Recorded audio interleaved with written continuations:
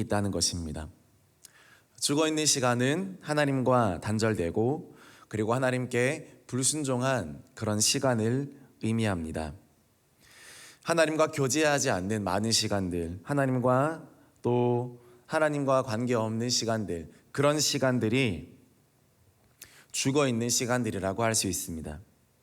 디모데전서 5장 6절을 보니까 향락을 좋아하는 자는 살았으나 죽었느니라. 분명히 살아있는 사람이지만 죽었다고 말하는 것과 동일하게 시간도 마찬가지입니다. 우리가 가지고 있는 많은 시간들이 있지만, 그러나 그 많은 시간들도 어떤 시간들은 나에게 있어서 그 시간은 실제로 존재하나 하나님 보시기에는 죽은 시간들, 하나님 보시기에는 크게 의미 없는 시간들이 있다는 것입니다. 향락을 좋아하는 자는 살았으나 50년을 사나 100년을 사나 본인은 열심히 살았다 말할 것이지만, 하나님 보시기에 50년, 100년 동안 죽어있는 것과 마찬가지였다면 우리의 시간도 그렇게 볼 수 있다는 것입니다. 내가 어떻게 시간을 보냈고 어떻게 살았는가에 따라서 죽은 세월을 계속 보내는 사람이 있고, 또 하나님 앞에 살아있는 그런 짧게 살더라도 하나님 앞에 의미 있는 시간들을 산 사람도 있습니다. 세월을 아껴라 라는 말은 단순히 열심히 부지런하게 근면성실하라라는 말뿐만이 아닙니다. 이 말은 하루라도 더 빨리 하나님의 뜻을 더 분별하고 또 이해해서 내 삶 속에서 살아내라, 그런 뜻입니다. 하루라도 더 빨리 하나님의 뜻과 그 사명을 발견해라, 그 말입니다. 그래서 성경을 가만히 보고 읽고 있으면 성경에는 그 많은 사람의 모든 생애를 다 다루거나 그리고 그 사람의 일생의 일거수일투족을 다 기록하고 있지 않는 것을 우리는 발견하게 됩니다. 그 사람이 언제 태어났고 아기 때는 어떠했고 성격이 어떻고 10대에는 어떠했으며 집안 배경은 어떠했고 젊을 때는 어떤 것을 이루었고 무엇을 했으며 중년 때는 어떻게 했고 노년에는 어떻게 했다, 이렇게 그 사람의 일생을 다 나열하지 않습니다. 그 사람의 모든 일상사를 소소하게 기록하고 있지 않습니다. 왜입니까? 하나님과 관계에 있는 시간들, 그리고 하나님께 쓰임받은 순간부터 그리고 하나님께 그 쓰임받는 것을 마칠 때까지만 그 사람의 인생을 기록해 놓았기 때문에 사명을 감당한 기간 동안만 그 사람이 사명을 감당하고 하나님의 일에 귀하게 쓰임받은 그 순간을 중심으로 기록해 놓았기 때문에 그 사람의 모든 인생을 다 기록하지는 않은 것입니다. 정말 필요한 시간, 하나님께도 필요하고 저와 여러분에게도 정말 유익하고 필요하다 생각되는 그 시간들을 성경은 기록하고 있습니다. 그 한 사람의 인생을 보았을 때 노아도 그렇고요. 노아도 태어났을 때부터 죽을 때까지 그 모든 인생을 기록한 것이 아닙니다. 하나님의 역사를 감당하는 그 기간 동안 집중적으로 노아의 인생이 조명을 받습니다. 모세도 마찬가지입니다. 모든 인생이 다 기록되지 않았습니다. 정말 하나님 앞에 쓰임받은 시간. 아브라함의 인생도 70세부터 나옵니다. 75세부터 나옵니다. 야곱의 인생도 그렇습니다. 야곱이 형 에서의 팥죽을 팔아서 라반의 집으로 도망간 때가 그의 나이 70세였습니다. 그러므로 그의 나이 전부가 기록된 것이 아닙니다. 에스더 왕궁에서 여왕으로 쓰임 받았을 때, 다니엘 하나님의 사람으로 쓰임 받기 시작했을 때, 모든 그 사람의 인생이 언제 시작이 되는가, 하나님이 의미 있는 시간들로 부여하시고 사명이 주어졌을 때, 그때부터 이야기가 시작되더라는 것입니다. 만약 내가 성경의 인물이라면 내 인생은 성경의 어느 부분부터 어떻게 기록이 되겠습니까? 나를 통한 하나님의 이야기는 언제부터 시작되어 언제 마치겠습니까? 죄에게 시간을 주어서 시간을 허비한 시간, 그런 시간들은 하나님 앞에 죽어 있는 시간들, 그리고 크게 의미 없는 시간들이라는 것입니다. 지금 나의 인생을 돌아보기 원합니다. 나는 세월을 아껴서 하나님 앞에 의미 있는 시간으로 기록이 되고 있는가? 아무리 열심히 내가 살아서 취업을 하고 결혼을 하고 그리고 내 수명까지 다 채워서 살아간다 할지라도 그것이 하나님의 그 사명과 관계없이 그저 내 열심으로 그렇게 살아가는 삶이라면 하나님 앞에는 크게 의미 없는 시간이고, 만약에 또 하나의 성경이 기록되어야 한다면 우리의 인생은 낄 틈이 없다는 것입니다. 하나님의 뜻이 하나님의 사명과 연관되지 않는 그런 인생이라면 또 하나의 성경이 기록된다 할지라도 누구의 이름은 있고 누구의 이름은 없는 것입니다.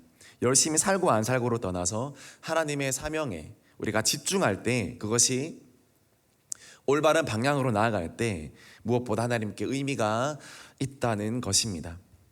이것이 세월을 아끼라는 그런 뜻입니다. 세월을 아껴서 정말 내가 하나님과 관계 가운데 또 하나님의 뜻 가운데 내가 믿음에 머물러 있는지, 믿음에 거하고 있는지, 하나님이 원하시는 길 가운데 내가 나아가고 있는지, 그것을 끊임없이 점검하고 나를 살펴보는 것들이 세월을 아끼는 것입니다.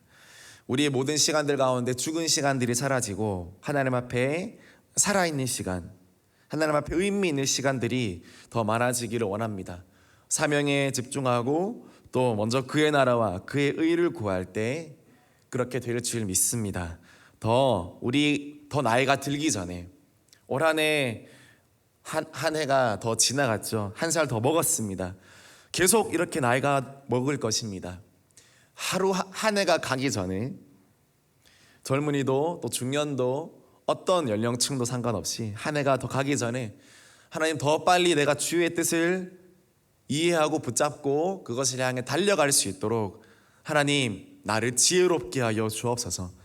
오늘 15절 첫 말씀 보니까 너희가 어떻게 행할지를 자세히 주의하여 지혜 없는 자 같이 하지 말고 오직 지혜 있는 자 같이 하여라고 그렇게 말하고 있습니다. 그러니까 지혜 있는 자는 이렇게 시간을, 하나님 앞에 세월을 계산하며 하나님과 계산할 줄 아는 그런 사람들이라는 것입니다.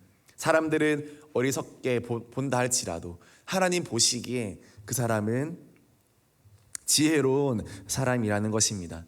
그러므로 더욱 세월을 아껴서 2022년도도 우리가 사명에 집중하고 하나님의 비전에 더욱더 헌신하는 그런 저와 여러분들이 되어지기를 소망합니다. 두 번째로 하나님의 뜻을 이해하라고 했습니다. 17절 말씀 우리 같이 읽어보겠습니다. 그러므로 어리석은 자가 되지 말고 오직 주의 뜻이 무엇인가 이해하라. 내가 살아가는 시간 속에서 하나님의 어떤 뜻이 있을까 늘 고민하고 생각하고 기도해 보라는 것입니다. 오직 주의 뜻이 무엇인가 이해하라. 어리석은 자가 되지 말고 오직 주의 뜻이 무엇인가 이해하라. 내 매일의 삶 가운데 하나님의 뜻이 무엇일까? 하나님이 내게 원하시는 것이 무엇일까? 이것을 이해하라고 그렇게 권면하고 있는 것입니다.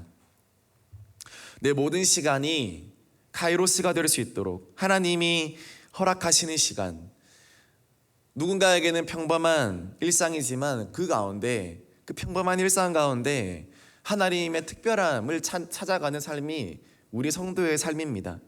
사실 이 70억 인구 중에 특별한 인생을 사는 사람이 얼마나 되겠습니까? 우리 본당에 앉아있는 우리 많은 성도님들도 특별한 인생을 사는 분이 얼마나 많이 되겠습니까? 일어나고 직장에 나가고 학교 가고 하루 일과를 마치고, 물어보면 나는 특별한 일이 없습니다. 그래서 하나님과도 아무런 일이 없습니다. 그렇게 말씀하시는 성도님들이 많습니다. 그러나 그렇지 않습니다. 우리의 평범한 삶 가운데 주의 뜻이 무엇인가 열심히 우리가 이해해야 된다는 것입니다. 우리의 평범한 삶 가운데 하나님의 뜻을 발견하고 살아가라는 것입니다. 그리고 그것은 그렇게 어려운 것이 아닙니다. 교회를 통해서 우리에게 알려집니다. 하나님의 비전과 하나님의 뜻은 교회를 통해서 우리에게 들려지고, 또 강단의 말씀과 또 담임 목사님 말씀을 통해서 하나님의 뜻이 잘 전달됩니다. 그리고 우리가 할 일은 그것을 내 삶에 적용시키기 위해서 열심히 기도하고 우리의 삶을 살아가면 된다는 것입니다. 이렇게 보면 신앙생활이 그렇게 어려운 것이 아니라는 것 우리가 이해할 수 있지 않겠습니까? 들은 대로 따라가고 들은 대로 순종하며 나아가는 것입니다. 내 생각이 많아서 순종하기 어려운 경우는 있을지라도, 그러나 우리가 하나님의 뜻을 잘 몰라서 순종하지 못하는 경우는 거의 없을 것입니다. 내 생각대로 순종하기 힘들기 때문에, 또 나의 경험 때문에 우리가 잘 순종하고 따라가기 힘들고 하나님의 뜻이 잘 받아들여지지 않는 것이지, 하나님의 뜻을 아예 모르겠고 보이지 않고 하나님이 무슨 말씀을 하시는지 모르기 때문에 순종하지 않는 경우는 사실 많이 없습니다. 하나님은 다 보여주시고 말씀해 주시고 친히 우리에게 오늘도 예배와 말씀과 기도와 찬양과 또 교회를 통해서 또 주의 종들을 통하여 또 여러분의 믿음의 동역자들을 통하여서 말씀해 주시고 계시기 때문에 그것을 받아들이기만 하면 우리는 하나님의 뜻을 쉽게 복종하고 이해하고 순응할 수 있습니다. 그래서 정말 더 올 한 해는 하나님의 뜻을 이해한 것을 넘어서서 정말 내 삶 가운데 더 온전히 받아들이고, 그리고 그대로 순종하며, 순종이 안 되면 또 복종으로 그렇게 살아가는 저와 여러분들이 되어지기를 소망합니다. 먼저 믿고 나아간다면 하나님께서 책임져 주시고 은혜를 베풀어 주시고 함께하여 주실 줄 믿습니다. 마지막으로 성령 충만을 받으라 라고 그렇게 이야기하고 있습니다. 우리 18절 말씀, 18절 말씀 한번 띄워주시면 감사하겠습니다. 같이 읽어보겠습니다. 시작. 술 취하지 말라. 이는 방탕한 것이니 오직 성령으로 충만함을 받으라. 술 취하지 말라. 이는 방탕한 것이니 오직 성령으로 충만함을 받으라 라고 했습니다.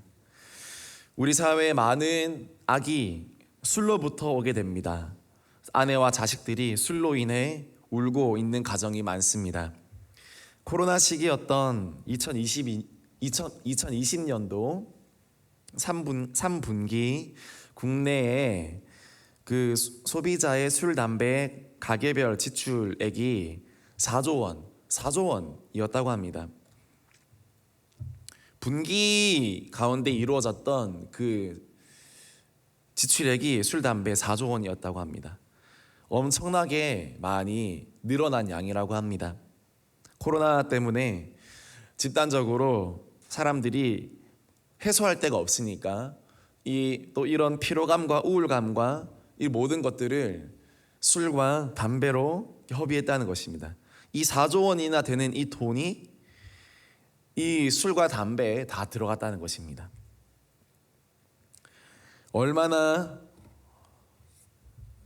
하나님 보시기에 낭비되는 돈이고 허망한 가슴 아픈 그런 일이겠습니까? 또 세계보건기구에 보면 우리나라가 15세 이상 술 소비량이 세계 2, 3위 안에 그렇게 드는 나라라고 그렇게 말하고 있습니다. 술은 많은 사람들을 취하게 하고 많은 사람들의 인생을 좋지 않은 방향으로, 어긋난 방향으로 이끌어가는 것을 알 수 있습니다. 광활한 영토를 정복했던 알렉산더 대왕을 아십니까? 이 알렉산더 대왕도 술고래였습니다. 그래서 술로 죽었습니다.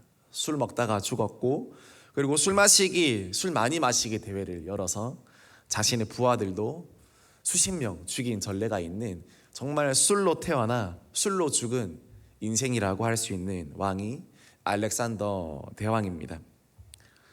소크라테스도 자신이 마실 수 있는 술의 양을 자랑했다고 합니다. 나 주량이 얼마나 된다고 그렇게 자랑했다고 합니다. 이 세상은 아무리 위대한 정복자도, 아무리 위대한 현인이라 할지라도 이 술에 취해 살아가는 인생뿐입니다. 그거밖에 그들의 인생에 다른 것에 취할 것이 없고 오직 술에 취한 그런 인생입니다. 위대한 정복자도 위대한 현인도 술 앞에 꼬꾸라지는 것입니다. 그러나 성경은 무엇이라 말합니까? 술 취하지 말라고 말합니다. 왜냐하면 술은 하나님을 떠나게 하여 방탕하게 하기 때문입니다. 술에 취하면 여러 가지 부작용이 많습니다. 술은 비단 마시는 술을 의미할 뿐만 아니라 우리가 하나님께 집중하지 못하게 하고 하나님 외에 다른 것에 취하게끔 만드는 모든 것들을 우리는 술이라고 생각할 수 있습니다. 꼭 마시는 술이 아니더라도 하나님 말고 다른 것에 취해 있다면, 내가 다른 것에 취해서 내가 정신을 차리지 못하고 하나님께 나아가지 못하는 그런 상태에 있다면 나는 어딘가에 취해 있는 것입니다. 비록 술이 아닐지라도 사람이라든지 돈이라든지 아니면 다른 어떤 문제라든지 거기에 취해서 살아가면 우리는 성령에 취할 수 없게 된다는 사실입니다. 그러므로 우리는 오직 성령의 충만을 받고 성령에 취하기를 소망합니다. 성령 충만함을 받으라, 이것은 명령문입니다. 그래서 반드시 받아야 하는 것입니다. 누군가는 받고 누군가는 받지 않아도 될 것이 아니라 반드시 받아라. 사도 바울이 에베소에 있는 성도들에게 한 말입니다. 또한 현재형입니다. 꼭 과거도 아니라 미래도, 성령은 과거도 미래도 필요하지만 지금 이 순간이 제일 필요하다는 것입니다. 매일매일 성령을 소멸하지 말고 성령으로 충만한 삶을 유지하라. 어떻게 유지합니까? 기말찬입니다. 기말찬. 기도와 말씀 찬양. 기도와 말씀과 찬양으로 우리는 성령 충만을 유지할 수 있습니다. 술 취하는 것과 성령 충만의 차이점이 있습니다. 먼저 술에 취하면 만족이 없습니다. 그러나 성령은 기쁨과 감사와 찬양을 줍니다. 두 번째로 술은 폭력이 있습니다. 그러나 성령으로 충만하면 거룩한 평화를 우리에게 줍니다. 세 번째로 술은 자기 주장을 일으킵니다. 다툼의 원인이 됩니다. 그러나 성령으로 충만하면 남을 존중히 여기고 그리고 복종할 수 있습니다. 네 번째로 술은 사람을 어리석게 합니다. 그러나 성령으로 충만하면 그 사람을 지혜롭게 합니다. 아무리 배우지 못한 사람이라 할지라도 성령으로 충만하면 그 사람은 지혜롭게 된다는 사실입니다. 다섯 번째로 술은 시간을 낭비합니다. 그러나 성령은 세월을 아끼게 합니다. 시간을 어떻게 사용해야 될지, 시간을 어디에 투자해야 할지를 알게 한다라는 사실입니다. 여섯 번째로 술은 사람을 잊게 합니다. 그러나 성령은 모든 은혜를 기억나게 합니다. 진리의 성령이 너희에게 오시리니 그가 오시면 너희가 모든 것을 기억나리라. 모든 것을 기억나게 하리라. 술은 모든 것을 망각하고 잊어버리게 만들지만 성령 하나님은 모든 은혜와 모든 좋은 것들이 기억나게 하십니다. 일곱 번째로 술은 말이 많아지게 합니다. 모르겠어요. 사람에 따라 말이 없어지는 사람도 있습니다. 그러나 말이 많아집니다.